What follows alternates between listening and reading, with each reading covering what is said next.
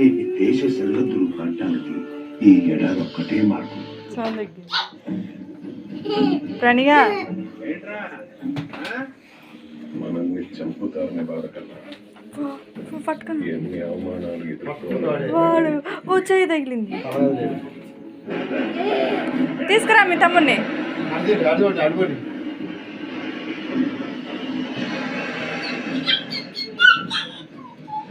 చాలా మంది తల నరకడానికి నాకైతే ఇప్పుడే నరికి ఆర్తి వెళ్ళిపోవాలనుంది.